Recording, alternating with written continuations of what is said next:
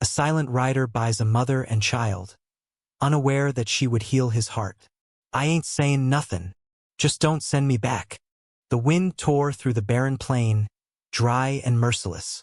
It was a constant presence at Silas's homestead, a scouring sound that matched the emptiness inside him. His world was one of dusty vastness, the horizon a hard, unforgiving line drawn by a callous god. He lived in the silence, cultivating it like the sparse crops that fought their way from the cracked earth. The creak of floorboards under his solitary weight, the distant howl of a coyote, the clink of his fork against a tin plate, these were the only notes in his long, quiet song of existence. He chopped wood deep into the night, as if splitting his own guilt into manageable pieces, his weary shoulders a testament to an endurance that had long ago replaced any hope of joy. He was a man made of the landscape, weathered, quiet, and holding his secrets close. He didn't know it yet, but the architect of his undoing, and his eventual salvation, was a soiled scroll of paper sitting on his rough-hewn table, a letter born from whiskey and foolish pride. A bet, a stupid, drunken bet made in the smoky haze of the town saloon, a boast to prove he feared nothing, not even the bonds of matrimony. The price of his loss was now due, rattling toward him on the wheels of the noon stagecoach. Eliza felt the dust before she saw the town. It coated her tongue, settled in the worn fabric of her dress, and filmed the eyes of her young son, Samuel, who huddled against her side. She was not a woman of delicate constitution. She was solid, substantial, her frame built for work and for enduring. Yet the journey had worn her down, stripping away layers of resilience until only a raw, overtired core remained. She appeared broken to the casual eye, another piece of human driftwood washed up on the shores of the West. But her silence was not the empty vessel of a shattered spirit. It was a fortress, built brick by brick with every hardship, every sneer, every lonely night. Inside its walls, her dignity remained, quiet and alert. She was not naive. She knew what a mail-order arrangement meant, especially one expedited with such curt, impersonal haste. She clutched her son's small hand, his warmth a tiny anchor in a sea of uncertainty. When the stagecoach shuddered to a halt, she breathed softly, a prayer that was less for deliverance and more for simple strength. She saw the man waiting, tall and broad-shouldered, his face a mask of stone. He did not smile. He barely looked at her. He looked past her, at the smirking faces of other men gathered near the saloon, and she understood. She was a consequence, a debt to be paid in public. Her heart didn't break. It was already in pieces. Silas saw the crowd's gaze, felt their mocking amusement like a physical blow. Jedediah was there, leaning against a post with a wide, cruel grin. This was his doing. Silas's pride, a stubborn and foolish thing, had led him here. He had to see it through. He looked at the woman, then truly looked. She was not what the letter's spare description of sturdy and able had prepared him for. She was large, yes, but it was a solidness that seemed to root her to the earth. Her eyes, though exhausted, were clear and direct.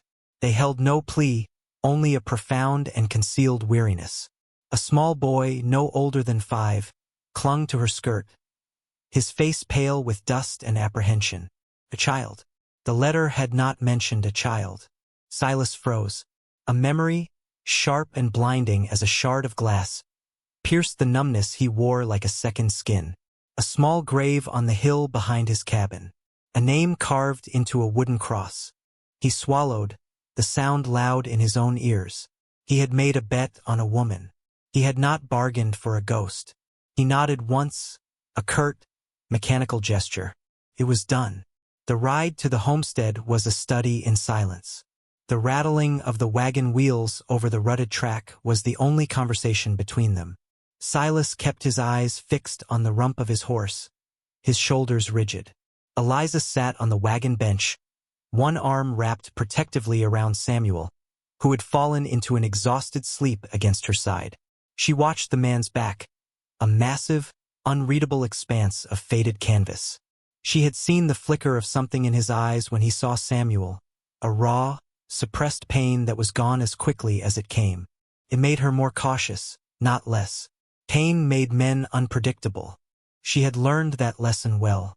The homestead, when they arrived, was exactly as she had pictured it. Stock. Functional. A cabin, a barn, a corral, all looking as though they had been carved from the dust and wind itself. There was no softness, no color, no sign that a life was lived here, only that an existence was endured. This was to be her home. The word felt foreign, a lie she was supposed to tell herself. She was a commodity, a lost wager made flesh, and this was merely the place she would be stored. The transaction had been completed not with a ring and a promise, but with a curt nod and the transfer of a crate containing her few, worn-down belongings. Silas carried her things into the smaller of the cabin's 2 rooms. It was little more than a cell, with a narrow bed, a small table, and a single window that looked out onto nothing but the endless, slate-colored sky. He set her trunk down with a thud that seemed to finalize their arrangement. He did not look at her. He couldn't. The presence of the child in his house was an agony, a constant, silent accusation. He retreated to the main room, to the familiar coldness of his own space, leaving the wooden door between them ajar. He could hear her moving, the quiet, unobtrusive sounds of a woman trying to make a space for herself where none was truly offered. He built a fire in the stove, the scrape of metal on metal a grating noise in the heavy air. He prepared a simple meal of beans and salted pork, dividing it onto 2 tin plates. He left hers on the table, then took his own to the porch, to eat in the biting wind that felt more like a companion than the woman now living under his roof. He was acting against his nature, this entire charade a violation of the reclusive peace he had fought so hard to build around his grief. He had done it, he had followed through on his stupid boast. He had his prize. A bitter taste filled his mouth that had nothing to do with the food. It was shame. Eliza put Samuel to bed, tucking a thin blanket around his small form. He was trembling, not from cold, but from the deep, unsettling strangeness of it all. She saw the plate of food left on the table. A gesture, or perhaps just a necessity. She ate slowly, deliberately, forcing the dry food down a throat tight with unshed tears. She would not cry. Crying was a luxury for those who expected comfort to follow. She expected only to survive. The man, her husband in name only, remained outside. She could hear the faint creak of the rocker he sat in, a rhythmic, lonely sound. She washed her plate and his, which he'd left by the door, and set them to dry. She moved with a quiet efficiency that was second nature, a way of making herself smaller, less of a burden, less of a target. She established a routine without a single word being exchanged. Her life would be this: cleaning, mending, caring for her son, and staying out of the man's way. He had bought her silence and her labor with his humiliation. She would give him nothing more. She lay down on the narrow cot, the straw mattress rustling beneath her. The cabin was filled with the sound of the wind and the breathing of 2 strangers who were now, by law and by foolishness, bound together. She stayed. Days bled into one another, each marked by the rising and setting of a pale winter sun. Their lives fell into a rhythm dictated by chores and the vast, speaking silence between them. Eliza rose before dawn, her movements calm and methodical. She would start the fire in the stove, the quiet scrape and crackle a gentle rousing of the cold cabin. She baked bread, the honest smell of it filling the space, a stark contrast to the emotional sterility. She mended Silas's worn shirts with small, neat stitches, her hands steady and capable. She asked for nothing. She did not speak unless Samuel spoke to her, her voice a low, gentle murmur meant only for his ears. She was a ghost in his house, a presence felt more than seen, and she preferred it that way. Her fear had receded, replaced by a vigilant, guarded routine. She watched Silas from a distance, observing the way he moved, the set of his jaw, the deep weariness in his eyes that he thought no one saw. She saw it. She recognized the shape of his pain, for it was a landscape she knew well. He was a man drowning in a past he refused to speak of, and she was a woman who knew better than to ask. Silas found his world subtly altered.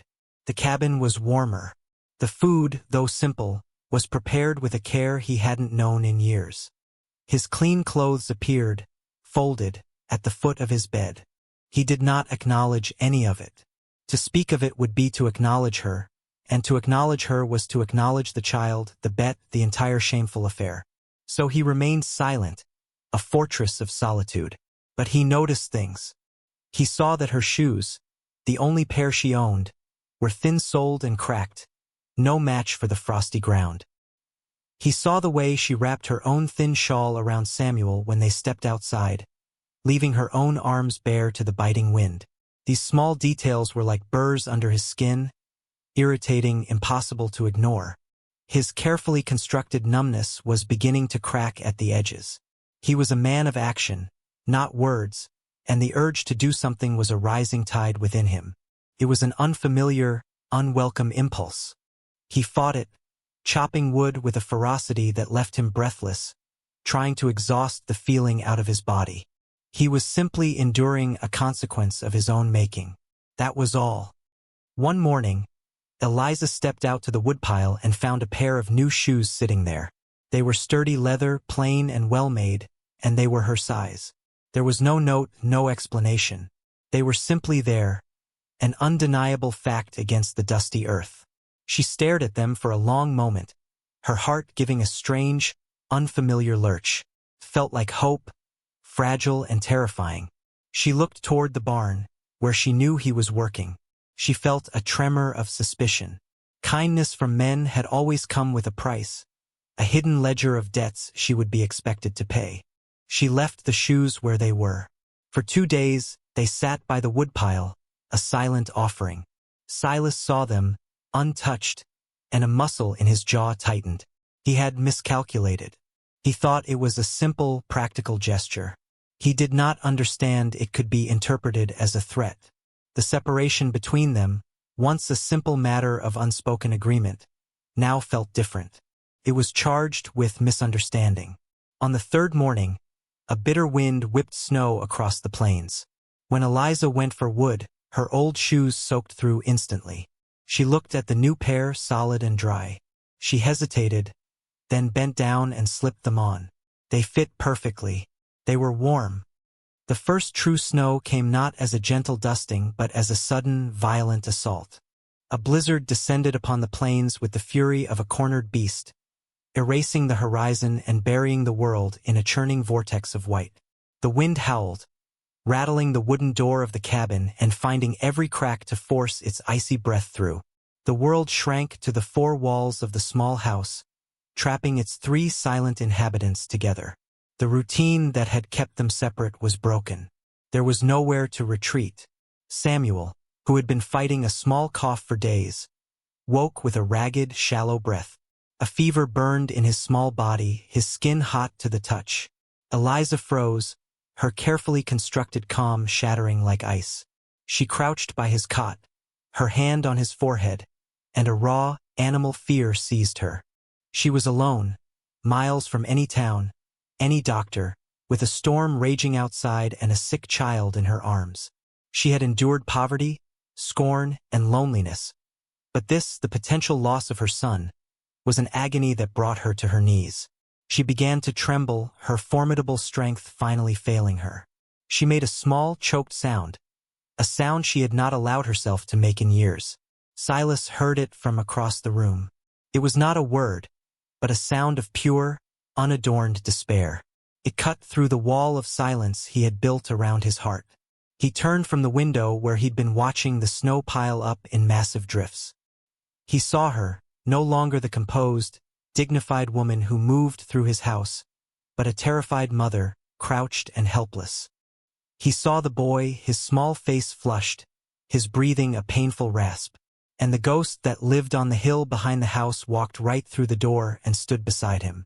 The memory of his own child, Sarah, burning with fever, the frantic, useless things he had done, the wailing of his wife, a sound that had echoed in his nightmares for 5 years. He didn't think. He acted. He moved across the room, his footsteps heavy on the creaking floorboards. He knelt beside her, not touching, but close enough that she could feel his presence. "Water," he said, his voice a rough crackle from disuse. "And cool rags for his head." The words were simple, practical. But in the charged silence of that room, they were a lifeline. Eliza flinched when he knelt, expecting a harsh word, an annoyance. But his voice held no anger. It held a strange, urgent calm. She looked up, her vision blurred with tears, and saw not the cold stranger, but a man whose face was etched with a familiar, agonizing pain. He understood. In that moment, a fragile bridge of shared humanity spanned the chasm between them. She nodded, her throat too tight to speak. Together, they worked through the long, terrifying night. Silas kept the stove fed, melting snow for water, his large, calloused hands surprisingly gentle as he passed her the damp cloths. Eliza never left Samuel's side, murmuring to him, sponging his feverish skin, her presence a fierce, maternal anchor. They did not speak of the past, nor of the future. They existed only in the present, a shared vigil against the storm inside and out. As dawn broke, the blizzard began to recede, leaving a world transformed, hushed and white. And inside the cabin, Samuel's fever broke. His breathing eased, and he fell into a deep, healing sleep. Eliza slumped against the wall, utterly exhausted but flooded with a wave of profound relief. She looked at Silas, who was watching the boy, his expression unguarded and raw. He had not saved her son, but he had stood with her while she saved him. Something had changed forever. He had not offered kindness. He had offered solidarity. In the weeks that followed the blizzard, the ice in the cabin thawed alongside the snow outside. The silence between them changed its texture. It was no longer a wall of distrust and separation, but a space of shared understanding, comfortable and freighted with unspoken things. The rigid routine softened. Sometimes, Silas would take his plate and eat at the table, not across from her, but at the other end, a silent acknowledgement that they shared the same roof, the same life. He started talking to Samuel, his words brief and gruff, but gentle. He carved a small wooden horse for the boy, leaving it on his cot without a word. Samuel, in turn, began to lose his fear of the large, quiet man, sometimes following him to the barn to watch him work, a small, curious shadow. Eliza watched these small interactions with a growing, unsteady warmth in her chest. This was more than she had ever dared to hope for. She began to see the man beneath the stony exterior, a man of deep, concealed sorrows, but also of a quiet, reliable decency. She started mending the curtains, adding a touch of care to the stark room. She found a wild rose cutting and planted it in a tin can on the windowsill. Small gestures, a quiet conversation of actions. One afternoon, as Silas was mending a harness in the barn, Samuel toddled in, holding up the small wooden horse. One of its legs had broken. "Fix it?" he asked, his small voice clear in the quiet barn. Silas took the toy from the boy's outstretched hand. His own hands, so large and weathered, looked immense holding the tiny object. He remembered another small hand, another broken toy. The memory didn't stab him with its usual sharpness. It was a dull ache now, a familiar sorrow. He looked at Samuel's trusting face, and for the first time, the presence of a child in his life felt less like a painful reminder of what he had lost, and more like a gentle possibility of what could be found. He nodded. "I'll fix it." He spent the next hour carefully whittling a new leg, gluing it into place, his focus absolute.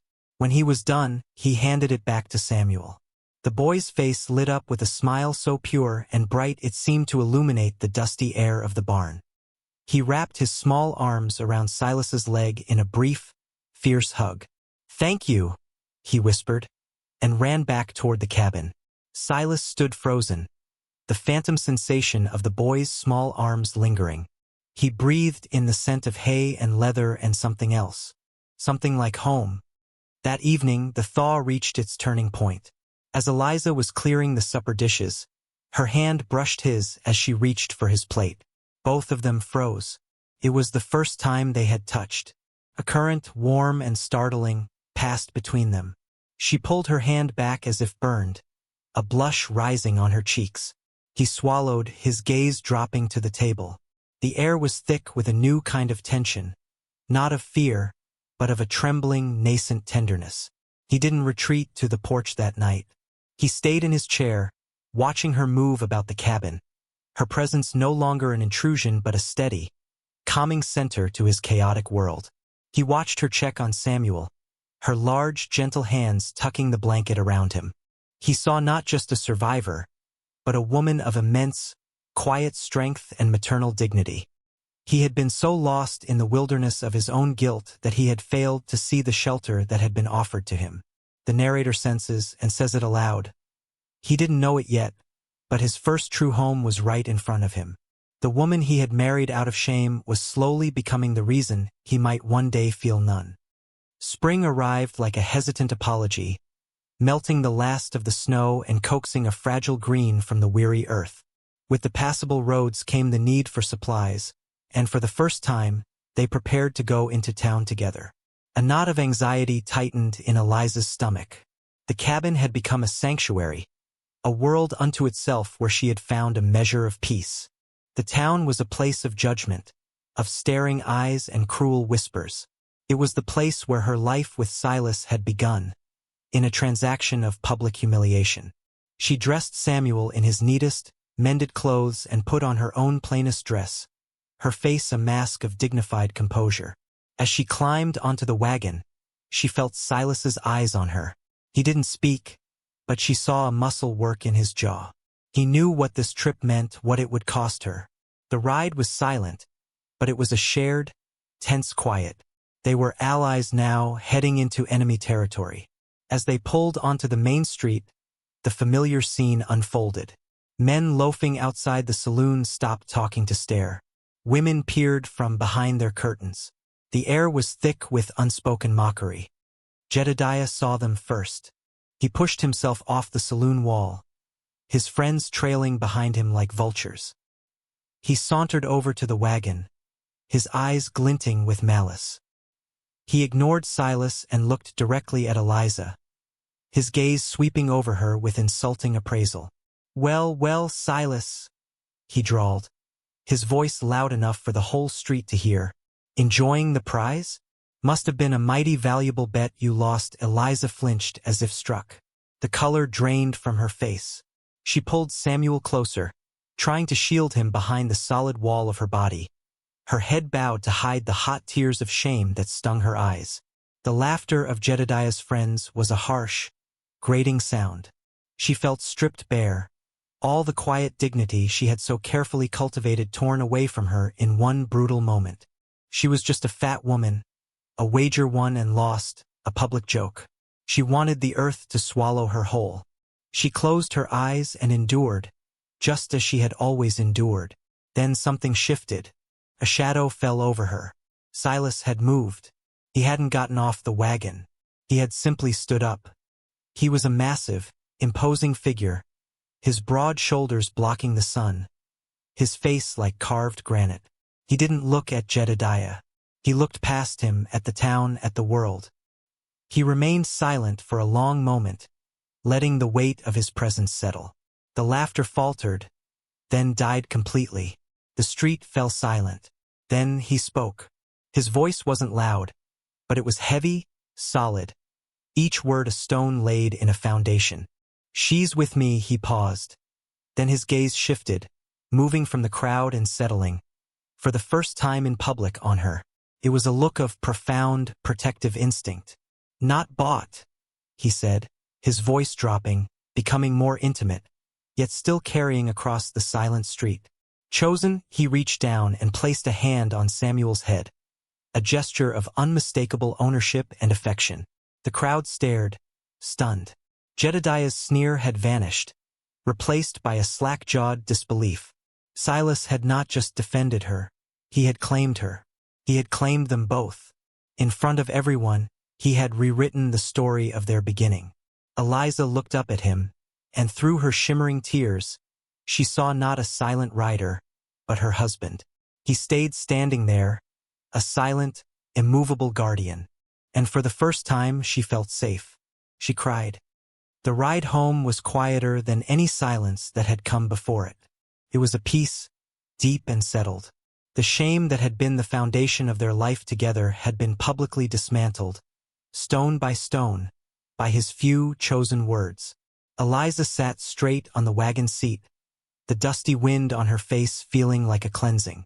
She kept stealing glances at Silas, at his strong, weathered profile.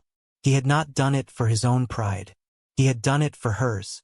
He had stood in front of her, a shield against the world's cruelty, and in doing so, had revealed the truth of his own transformation. The numbness was gone, replaced by a fierce, protective loyalty. The reclusive man who had hidden from the world had stepped into its center to defend his family. When they arrived back at the homestead, the familiar landscape looked different. It looked like a refuge, a place they had earned together. It looked like home. The wild rose on the windowsill seemed to have bloomed in their absence. That evening, after Samuel was asleep, the air was warm and smelled of damp earth and new beginnings. Eliza carried a wooden chair out to the porch and sat, watching the last vestiges of color bleed from the slate evening sky. She heard the cabin door creak and his heavy footsteps behind her. He didn't sit in his usual rocker but pulled up another chair, placing it near hers. They sat in the growing dusk, the only sounds the chirping of crickets and the gentle sigh of the wind in the dry grass. She had to know. She had to understand the ghost that haunted him, the sorrow that she had only glimpsed in his eyes. She took a deep, unsteady breath. "You said you chose me," she began, her voice soft, almost a whisper. "But it was a bet." "I know it was." She wasn't accusing, merely stating a fact, opening a door. He remained silent for a long time, his hands resting on his knees. She thought he wouldn't answer. Then he spoke, his voice low and rough with emotion. "The bet was the act of a fool. A man trying to prove he couldn't feel a thing." He finally turned to look at her, his eyes filled with a deep, ancient pain. "But standing up in that town today, that was the first honest thing I've done in 5 years." He gestured with his chin toward the small, fenced-off hill behind the barn. "There's a grave up there," he said, his voice cracking slightly. "Two, really. One marker," he told her then, the words coming slowly, painfully, like stones pulled from a deep well. He told her about Sarah, his young wife, and their infant daughter Lily. He told her about the fever that had taken them both within a week, leaving him alone in this cabin with nothing but silence and a guilt so profound it had hollowed him out. He confessed that his cruelty, his distance, was never about her. It was about him. He was punishing himself. He had seen her and Samuel and felt like a blasphemer, a man being offered a second chance he in no way deserved. When he finished, the silence that fell was tender, sacred. Eliza listened to it all, her heart aching with a shared grief. She understood the shape of his silence now, the weight of his weary shoulders. Without thinking, she reached out and laid her hand on his arm. His muscles tensed for a second, then relaxed under her touch. Her hand was warm, solid. It was an anchor. They were no longer alone in their separate sorrows. From that night on, the homestead began to thrive. It was no longer just a place of survival, but one of quiet, deliberate creation. The work was still hard, the land still unforgiving, but they faced it together, a silent, effective team. Silas plowed a new field, not for sparse sustenance, but for a real harvest, and Eliza planned a garden near the house, her hands turning the soil with a hopeful energy. The sounds of the homestead changed. The lonely creak of floorboards was joined by the gentle thud of Eliza kneading dough, the rhythmic scrape of Silas's tools, and more often, the bright, clear sound of Samuel's laughter. The boy followed Silas everywhere now, a constant, happy presence. Silas, in turn, spoke to him, teaching him the names of birds, showing him how to mend a fence post. He was becoming a father, not by law or by chance, but by 1,000 small daily acts of love and attention. The cabin itself transformed. Eliza hung simple, checked curtains she had sewn, and the harsh sunlight was softened, made domestic. The smell of baking bread and stewing meat became a permanent part of the air. Smelled like a home. One evening, Silas didn't come in for supper. Eliza found him in the barn, not working, but carving a large piece of pine. He was focused, his brow furrowed in concentration, shavings piling up at his feet. She watched him for a moment, the way the smoky lamplight caught the lines of his face, the strength in his hands as he guided the blade. He was creating something not out of necessity, but out of care. For weeks, he worked on it in his spare moments. Eliza never asked what it was.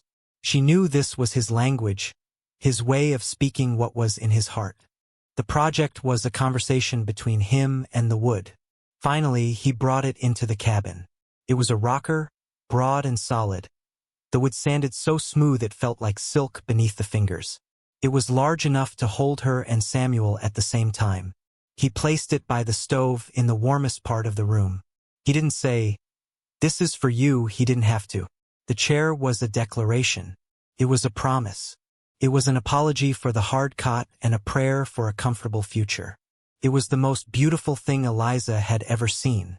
Winter returned, but this time it was not an enemy. It was a reason to draw closer, to sit by the warm stove, to feel the solid comfort of the life they had built. The blizzard winds howled outside, but inside, there was peace. Silas would watch Eliza rock Samuel to sleep in the chair he had made, her low, humming voice a gentle melody against the storm. He saw the quiet dignity he had first noticed in her, but now he saw its source, a deep, unshakable well of love. He had married her because of a lost bet, a foolish act of a broken man. He had expected to be shackled to his shame. Instead, she had unburdened him. She and the boy had walked into the barren landscape of his life and planted a garden. He looked at her, this solid, reliable, magnificent woman, and the last of his guilt washed away. What was left was a feeling so simple and profound it left him breathless. It was love, a love that had grown in the silence, nurtured by small gestures, and finally declared in a moment of shared strength. A true home had been built from the dust. From dust and silence grew a home. From closed hearts, a family. What began as a shameful debt, a public spectacle of a man's foolish pride, transformed, quietly and without fanfare, into something true. It was not a romance of passionate declarations or grand gestures. It was a love story told in the language of a repaired shoe, a shared vigil, a protective stance, a carved wooden rocker.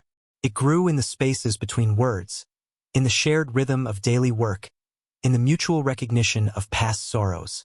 Silas, the silent rider lost in his own grief, found his way back not by riding away from his past, but by standing still and allowing a quiet, dignified woman to show him what it meant to have a future. Eliza, the resilient survivor who expected nothing but hardship, discovered that kindness could exist without a price, that a man's strength could be a shelter instead of a threat, and that a house could, against all odds, become a home. Love does not always shout. Sometimes, it is the quietest thing in the room. It is a warm blanket on a cold night. It is a steady presence in a storm. It grows where no one is looking, nurtured by the simple, honest virtues of patience, forgiveness, and the courage to choose connection over solitude. If the story touched you, like warm light in a cold night, then carry it with you. Carry the image of Silas standing firm in the dusty street, his voice a shield. Carry the memory of Eliza's hand on his arm, a silent offering of shared understanding. Remember that dignity is not the absence of suffering, but the grace with which it is born, and that redemption is not found in grand acts of atonement, but in the small, daily choice to be a better person than you were the day before. This is a story about the quiet power of decency, and how it can, over time, heal the deepest wounds. It reminds us that sometimes the most profound transformations happen not in the heat of a dramatic climax, but in the gentle, unfolding seasons of a life shared. This is for everyone who has ever felt unseen, for anyone who believes in the slow, steady power of quiet love. Subscribe to our channel for more stories full of silence, courage, and genuine closeness. And tell us what moved you the most. Was it the moment Silas defended her in town? The shared vigil during the blizzard? Or the simple, profound gift of the wooden rocker? We believe that the most powerful stories are the ones that whisper instead of shout, the ones that find an epic struggle in the quiet beating of a human heart. Let us know your thoughts, and share the quiet strength of this story with someone who needs it. We will be here, waiting to read your words, just as Silas and Eliza learned to read the silence. A new life began in that small cabin, a testament to the fact that even from the most bitter beginnings, a family can bloom. The seasons turned. The harsh lines of the land softened under their care. The small homestead, once a symbol of isolation and grief, became a place of quiet abundance. The garden Eliza planted yielded its bounty, and the scent of preserved fruits and vegetables filled the small root cellar Silas dug. The field he had plowed gave them a harvest that saw them through the next winter with ease. They were a unit, a partnership forged not in a church, but in the crucible of shared hardship and burgeoning affection. The single grave on the hill was still there, a place of quiet memory, but it was no longer a place of active haunting. Sometimes, Silas would walk up there, Samuel's small hand in his, and he would talk to Sarah and Lily, not with the choking guilt of a man who had failed them, but with the gentle sadness of a man who was living again. He told them about Eliza's quiet strength. He told them about Samuel's bright laugh. He was not replacing them. He was honoring their memory by allowing his heart to heal, by choosing to build rather than to mourn. He had learned that love was not a finite resource. The heart could make more. One warm summer evening, Silas watched from the barn doorway as Eliza sat in the rocker on the porch. She was showing Samuel how to braid pieces of grass together, her head bent close to his, their quiet laughter carrying on the gentle breeze. The wild rose on the windowsill was in full bloom, its delicate scent mingling with the smell of hay and warm earth. The window to the main room was open, the curtains she had made stirring gently. Everything about the scene was peaceful, settled, right? It was a picture of everything he never thought he would have again. It was a portrait of grace. He walked out of the barn and up to the porch, his footsteps slow and deliberate. He didn't stop at the steps, but came and stood behind the rocker, placing his hands on the smooth, worn wood. He looked over her head at their son, at the thriving garden, at the vast open sky that no longer seemed merciless, but full of promise. He had married her to silence the mocking voices of other men. He had stayed with her and found a way to silence the accusing voice inside his own soul. He leaned down, his lips close to her hair. He didn't need a grand speech. Their entire life together had become the declaration. But some things still needed to be said, to be made real with breath and sound. "Stay here," he whispered, his voice thick with an emotion he no longer tried to conceal. Eliza stopped her braiding and leaned her head back against his hand, her eyes closing. She smiled, a slow, beautiful, trusting smile. She had never planned on leaving. He just needed to ask. She stayed. "We'll see you again, where silence means home."